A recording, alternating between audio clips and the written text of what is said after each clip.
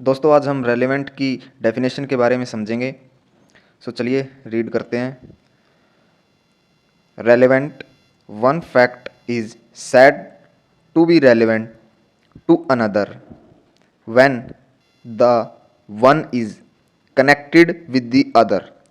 इस पूरी डेफिनेशन में ये कनेक्टेड वर्ड जो है ये इंपॉर्टेंट है।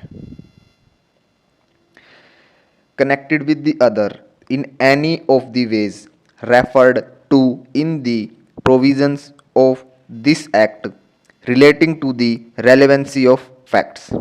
और ये second word relevancy of facts ये इंपॉर्टेंट है।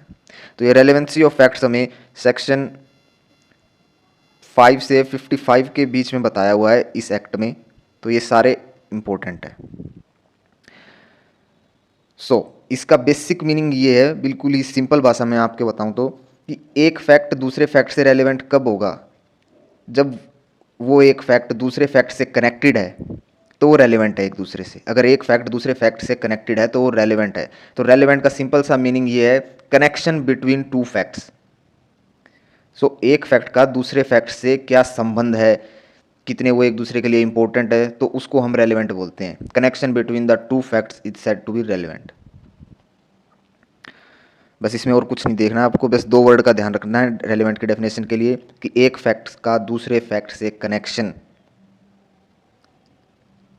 अगर एक फैक्ट दूसरे फैक्ट से कनेक्टेड है तो रेलेवेंट है, बस।